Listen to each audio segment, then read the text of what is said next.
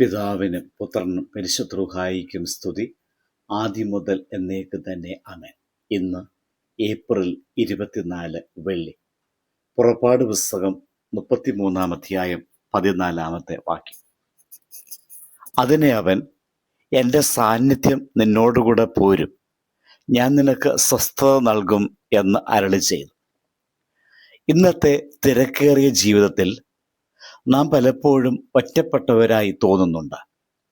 ചുറ്റുമുള്ള ആളുകൾ ഉണ്ടെങ്കിലും ചില നിമിഷങ്ങളിൽ ഹൃദയം ശൂന്യമാകുന്നു. അത്തരത്തിലുള്ളതായ സാഹചര്യങ്ങളിൽ ദൈവവചനം നമ്മോട് പറയുന്നു, എൻ്റെ സാന്നിധ്യം നിന്നോടുകൂടെ ഉണ്ടാകും. ദൈവത്തിൻ്റെ ഈ വാക്കുകൾ വെറും ആശ്വാസ വാക്കല്ല, ഇത് നമ്മുടെ ജീവിതത്തെ മാറ്റിമറിക്കാൻ കഴിയുന്ന ദൈവത്തിൻ്റെ ഉറച്ച വാഗ്ദാനമാണ്. ദൈവത്തിൻ്റെ സാന്നിധ്യം നമ്മോടുകൂടെ ഉണ്ടെങ്കിൽ നമ്മുടെ ജീവിതം സമാധാനം നിറഞ്ഞതാകും.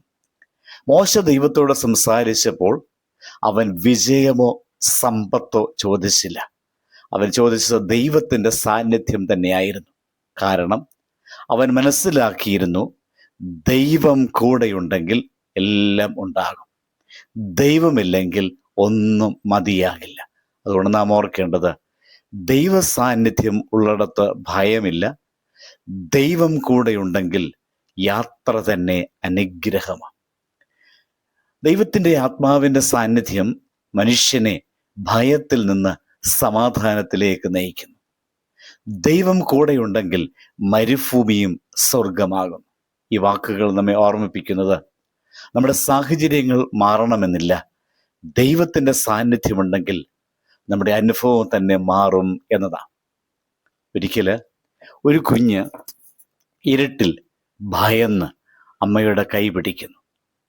അവൻ ചോദിക്കുന്നത് ഇരുട്ട് മാറുമോ എന്നല്ല, അമ്മേ എന്നോടുകൂടെ ഉണ്ടോ എന്നതാണ്.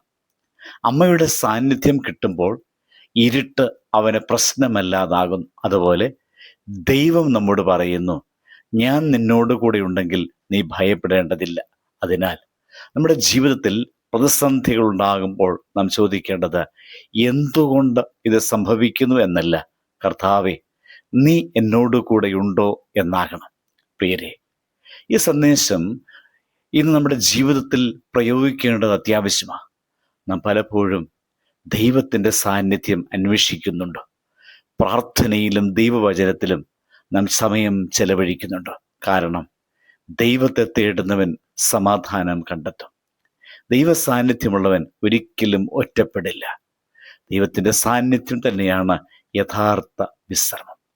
അത് നമ്മുടെ ഹൃദയത്തെ ശാന്തമാക്കുന്നു, നമ്മുടെ ആത്മാവിനെ പുതുക്കുന്നു. അതിനാൽ ജീവിതത്തിലെ എല്ലാ ഭാരങ്ങളും നമ്മെ ക്ഷീണിപ്പിക്കുമ്പോൾ ഈ വചനം ഓർക്കുക, ദൈവത്തിൻ്റെ സാന്നിധ്യം കൂടെ ഉണ്ടാകും.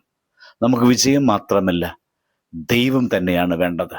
ദൈവത്തിൻ്റെ സാന്നിധ്യത്തിൽ ജീവിക്കുന്ന ജീവിതമാണ് ഏറ്റവും വലിയ അനുഗ്രഹം. അതിനുവേണ്ടി നമുക്ക് പരിശ്രമിക്കാം, പ്രാർത്ഥിക്കാം. കരുണാനിധിയായ കർത്താവേ, നിന്റെ സാന്നിധ്യം ഞങ്ങളുടെ ജീവിതത്തിൽ എപ്പോഴും അനുഭവിപ്പാൻ ഞങ്ങളെ സഹായിക്കണമേ.